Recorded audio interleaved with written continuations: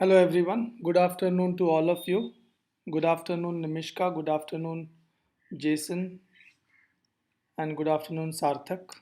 I hope you all can hear me clearly and see my screen. So we are heading towards our first CIA. Our target is to keep first four chapters of the syllabus for the CIA, that is up to chapter 8. Today we will finish chapter 7. I'm not planning to go beyond what I have covered in the lectures. So, largely, you can stick to the lecture videos, and most of the topics for the exam could be covered. I have already solved some problems in the class, and some of it I have given you as an assignment. A very few of more problems are there in the reference book beyond what we have already done. You can finish doing that.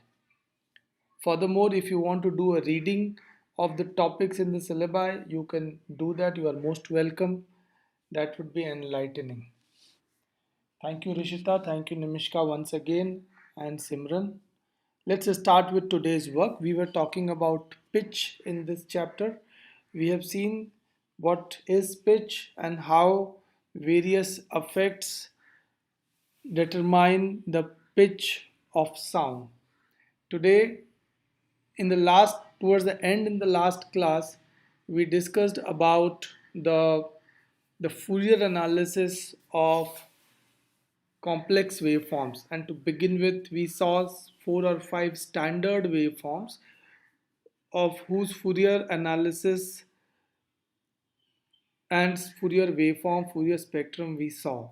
Some of them were a single pulse, square wave, triangular wave, sawtooth wave, etc. So all these we saw. Today we will take it further in the first part. So our first part is the spectrum of a resonator and harmonics of a complex waveform. And further that, we are going to talk about some dynamic effects on pitch, particularly the two kinds of dynamic effects that we are going to see are transient envelope and vibrato. And then at the end we will take up some problems. Good afternoon, Devesh. So going ahead from this point onward, how would the what is a resonator rather? A, tip, a typical resonator is a device which can resonate at a given frequency. Now, most of the devices they do resonate at multiple frequencies. We have one resonator which is typically referred as a Helmholtz resonator, which was designed by Helmholtz. It's a big hollow bottle with a large hole on one side and with a small hole on the other side to let the it is normally driven on this side, so a speaker or a source of frequency drives the air column or air mass inside the resonator from this end, and excess air pressure or energy is allowed to escape through. It's a tube which is open at both ends, but it is definitely not a tube, it's a very hollow body. Practically, you can make or you can approximate these resonators very cheaply. If you remember some of the water bottles, plastic Bisleri kind of water bottles, which are small in sizes, say 250 ml or so, they are available in these shapes of bottles. So if you take those bottles, a neck over here, and you make a small hole at the other end, and you can approximate one such Helmholtz resonator. Larger the resonator, lower is its resonant frequency. So this kind of a device would resonate at a given frequency, while it will suppress most of the other frequencies very effectively. So, how would you perform? How can you perform an experiment? So, it's very straightforward. You have to have a sine wave generator, loudspeaker. In our case, remember the book from which I have taken this was written in pre-mobile era. In our case, we can use a tone generator app and the mobile phone say, speaker to drive it from this end. On the other end, you can keep a microphone of a hands-free cable and you send it to an app typically referred as, you record the sound at the other end in your phone itself through a headphone or a hands-free cable microphone, and then you can analyze the sound on Audacity app, or you can analyze the sound on any of the spectrum analyzer app on the mobile phone itself. So in a present day this is very easy to do. So if you people, since a project is impending, please think about it, and I'm going to show extensions to it also. Those are also very interesting. So how does the waveform look like? The waveform actually looks like this way. So typically a good quality Helmholtz resonator will oscillate at one peak frequency. As you start from a very low frequency in your tone generator, you will find that the microphone sound pickup strengthens. It grows and grows and grows, reaches to a peak value for a particular frequency, and then it will start dropping and dropping and dropping, and finally diminishes. Of course, when you do it at home or when we do it in our lab also, it is there there is a background noise as well. So that background noise gets superimposed. So this you have to be very careful. What determines this peak? One can, that's a matter of thought. That where is this sharply defined peak is there? This is right now showing at 250 some value, but what property of the Helmholtz resonator will decide the position of this peak? So answer to this question is very straightforward. Is the size of the Helmholtz oscillator. How would it decide the position of this peak? Can anyone guess? The answer again to that question is simple. If the larger is the size, the difficult to move it at a high frequency. So the peak will shift to the lower side for a large sized oscillator. For a small sized oscillator, the peak will shift to the higher side. So that is how a Helmholtz oscillator works. One can extend this experimental principle that we have just talked about to, to other things also. Maybe a tube which is closed at one end. You can take a plastic tube, close it on one end, and where only odd harmonics would be present. So this is how typically the waveform pattern of a tube which is closed at one end looks like. So you have first harmonic, second, third, sorry, first, third, fifth, seventh, ninth, 11th, etc. So you have those harmonics present. So this is how a complex looking waveform would look like. The next is white noise, waveform of white noise. What exactly is noise? That we all know. A noise is a lot of background frequencies present. A white noise is one in which we assume that all the frequencies are present from very low 20 hertz to very high 20,000 hertz. It is called white because that borrows the terminology from light.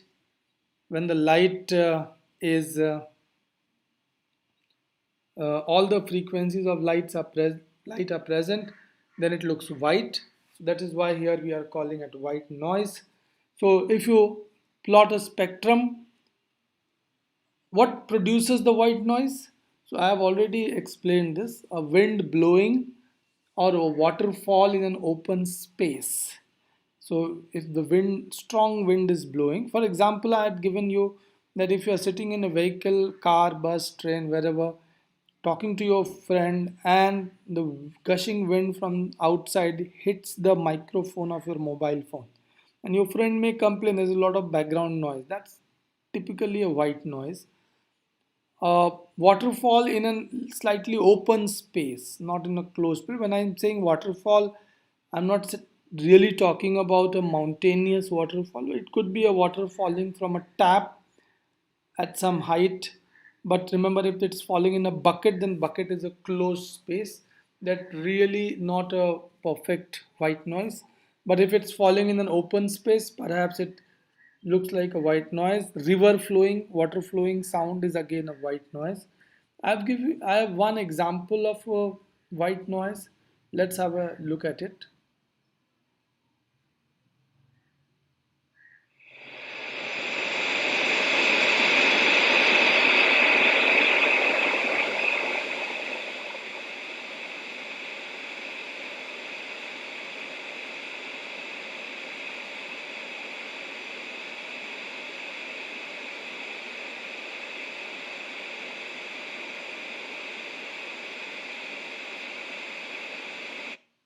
So you could see that this kind of tracks are available online for analysis. You can send these kind of track to Audacity and check what kind of spectrum they generate.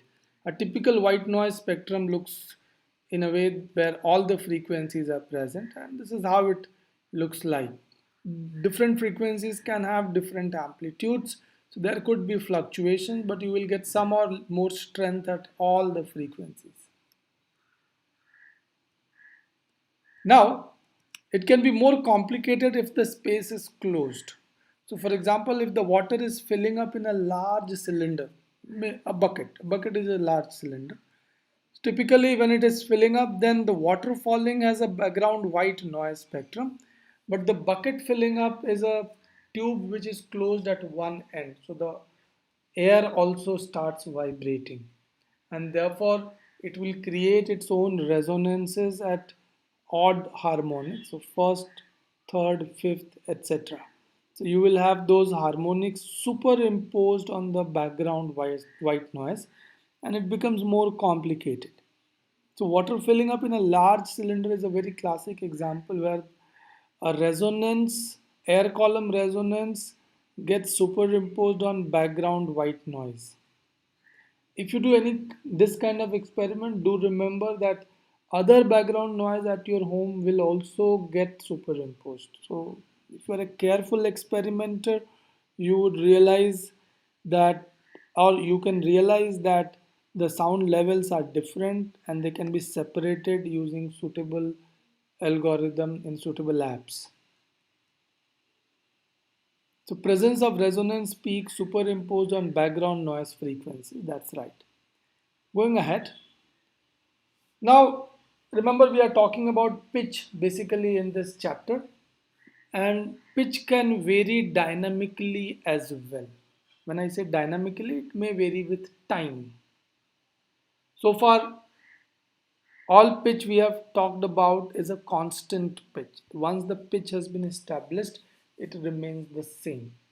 But the pitch can vary dynamically. There are multiple ways by which pitch can be varied. I'm going to take up two important cases because they are very commonly observed, seen, and used. One is called transient envelope, another one is called vibrato. So, what is transient envelope? First one. So, as the word suggests, transient means something which is changing, and envelope here means the amplitude of the sound.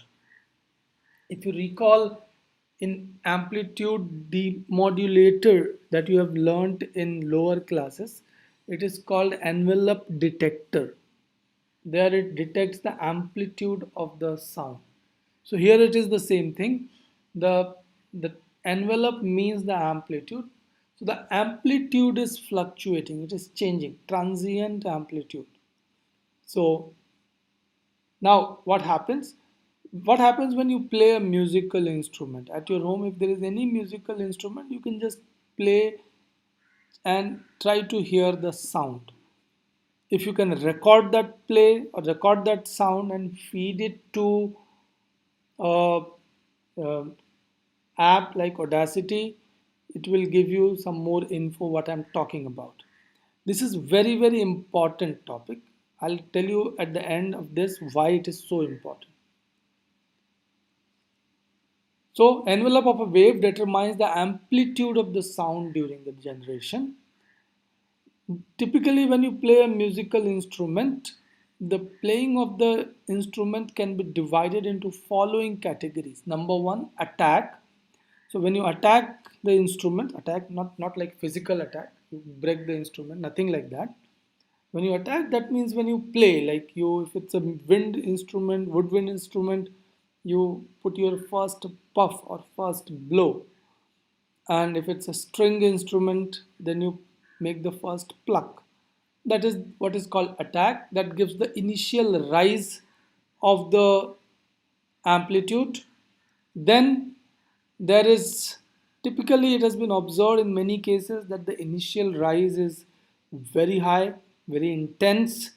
After that, the sound level drops to some state which remains steady for a while, and then after that you it sustains, the sound sustains till the key is released. Now depending on instrument that you are talking about, and then after that sometime the decay will happen.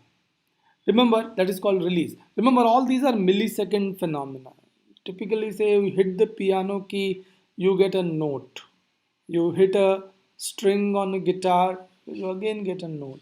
These last for hardly a second or so, or 2 seconds.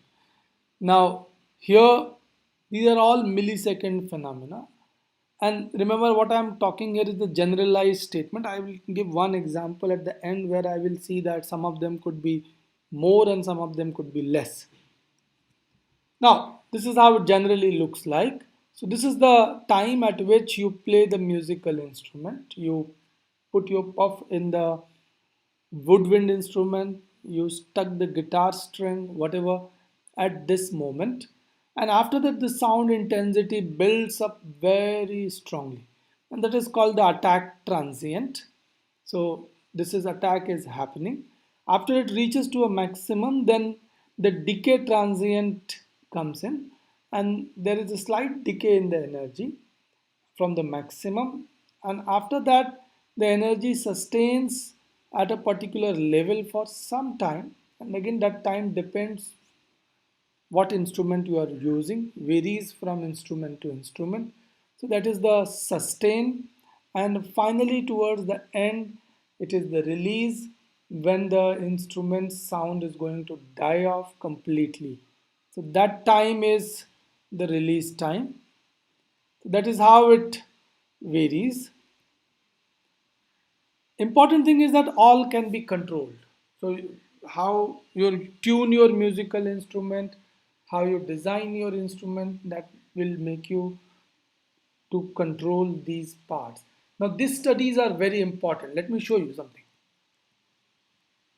For example, if you have a wind instrument, it has a long attack time and a high sustain level. Typically a flute, for example, to blow for some time, and even the sound output remains high for a longer time.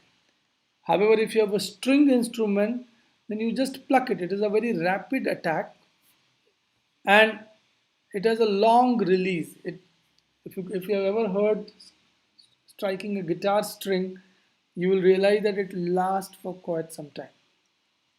So the envelopes will change. So this is how the envelope would look like for a wind instrument, which is typical of what we had shown earlier.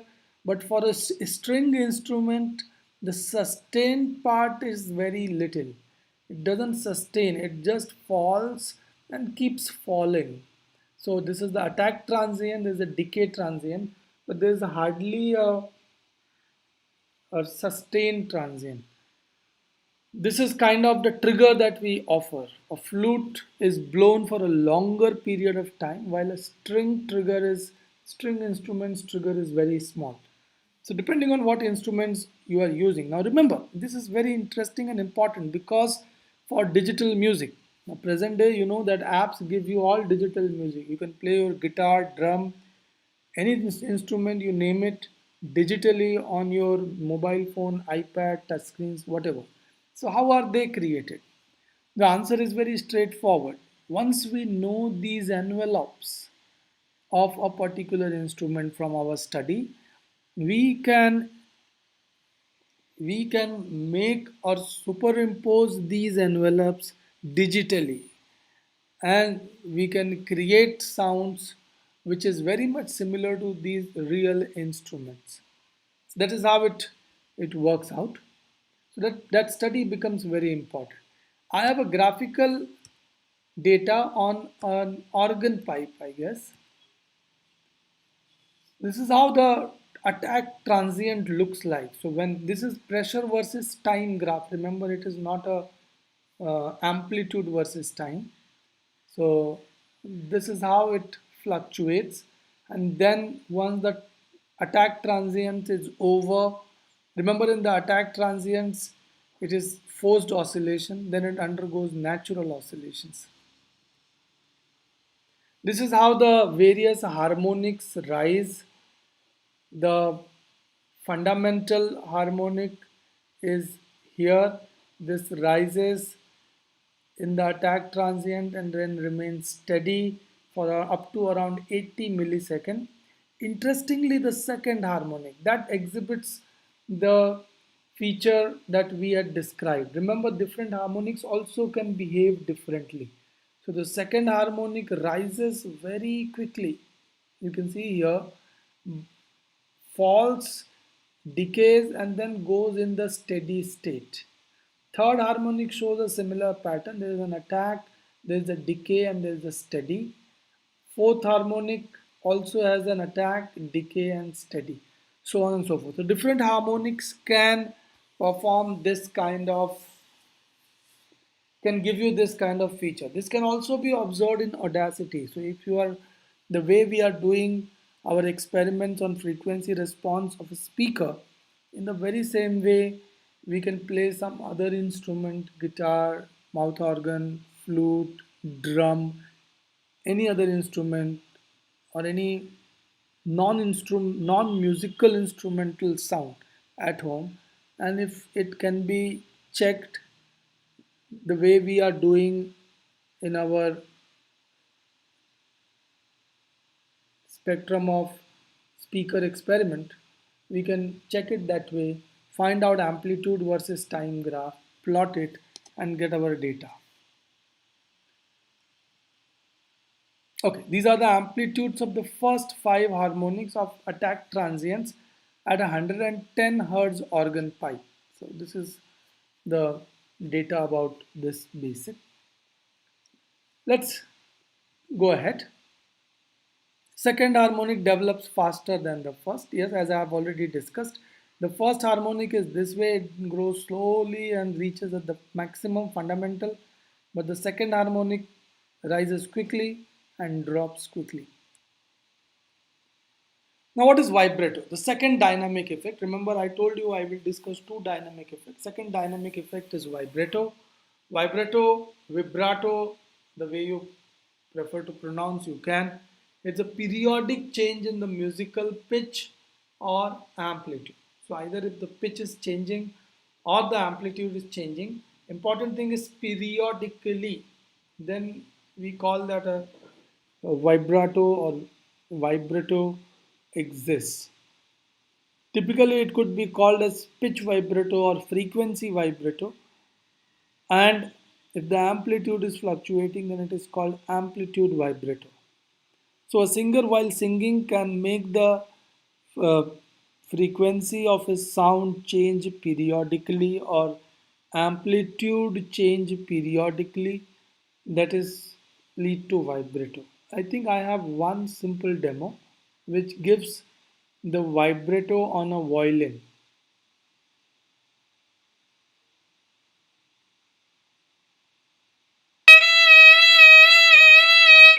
And until you reach normal vibrato speed. And you need... I'll play it once again.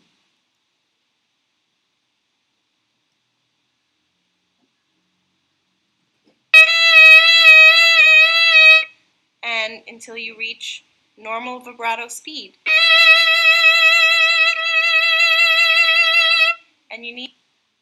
So you can see that what she's doing is she's just changing the length of the vibrating string periodically, and that changes the frequency periodically, which leads to the vibrato, frequency vibrato. Many singers also can do it uh, while singing as well. So yeah, that takes us to the last part of this discussion, and that is the problem. So I'm putting the first problem in front of you. This is a very simple problem. Please try to attempt it and see if you can give me a simple, quick solution.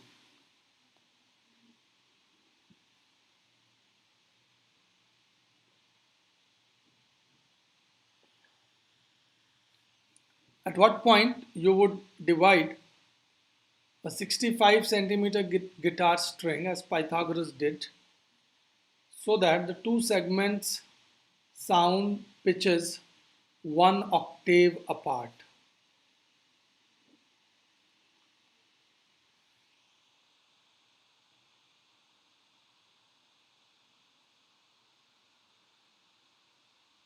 So if anyone can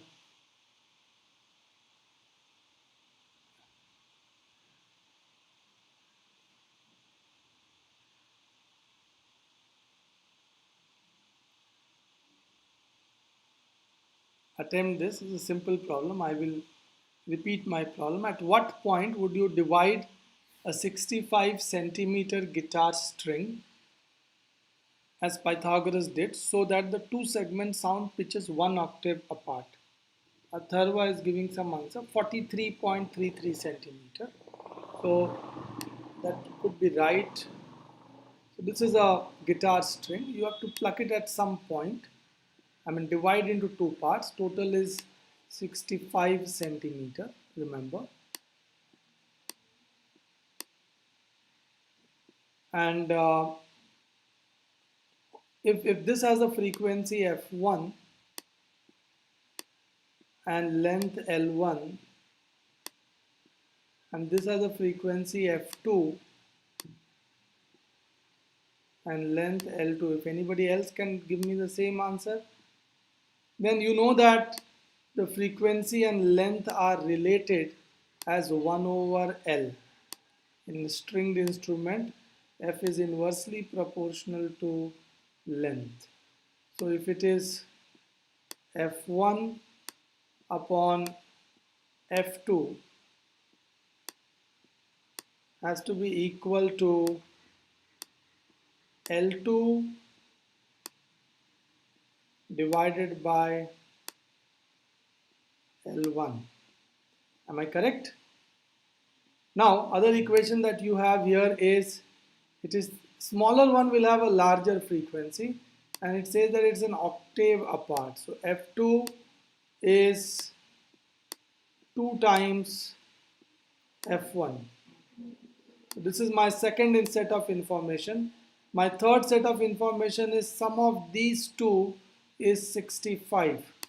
So that is L1 plus L2 will give me around 65 centimeter. So all I can do is I can take these three equations, solve them as simultaneous, and get my answer. So if anybody else also along with Atharva have got as 43.33 centimeter, that you should plug it at 43.33 centimeter, please confirm. And I leave from this point onward for you people to solve. So that is our first question for discussion here. Second is this is a very straightforward. Why I have given you just that you should be able to observe the graphs and give the correct answer. From the figure, determine the approximate rise time of the first and second harmonic of a diapason organ pipe. So approximate rise time of the first and second harmonic. So you can find out how much is the rise time for the first harmonic. We can go for the rise time as time it takes to reach to its maximum. So if you look at it, the first harmonic, if you look at it, the first harmonic will rise to its maximum somewhere here, which is around 75 millisecond. Thank you, Akshita. Thank you, Rishita. Uh, so answer to the first part is up to around 75 millisecond, and the second harmonic, thank you, Nimishka, and the second harmonic, you can see that it rises fairly quickly, goes up, falls down.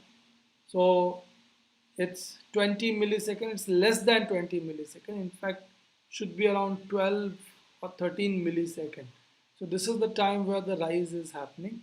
So this rises much faster, I mean in a very small time, while this takes longer time to rise. Let's take another. What are the frequencies of the first four partials in a 300 hertz square wave? So this is based on my last lecture. So if you remember, you don't have to calculate anything much here. If you remember, perhaps you can answer it straight away. What are the frequencies of the first four partials? Or in other words, I would call it as first four harmonics in the 300 hertz square wave. So what are the frequencies there?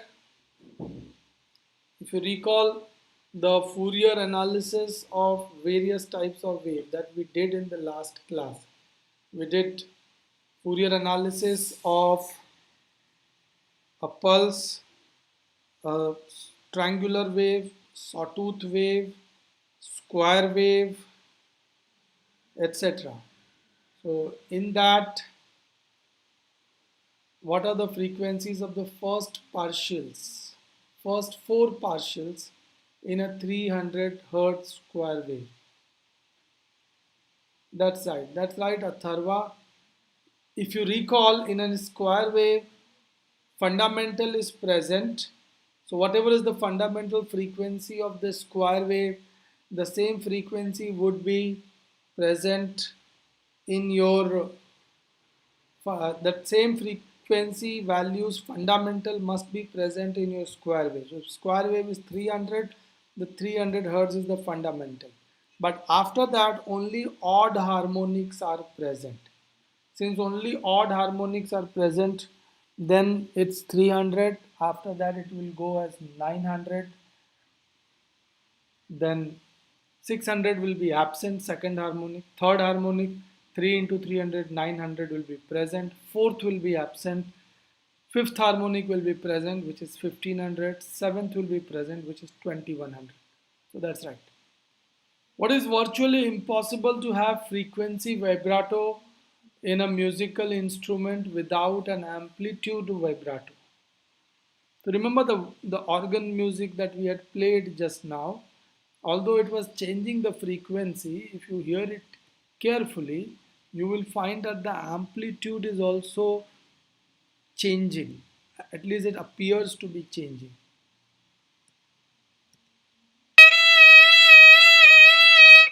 And until you reach normal vibrato speed. And you need. So the question is why? Why it is virtually impossible to have a frequency vibrato in a musical instrument without amplitude vibrato? So can anyone try to answer?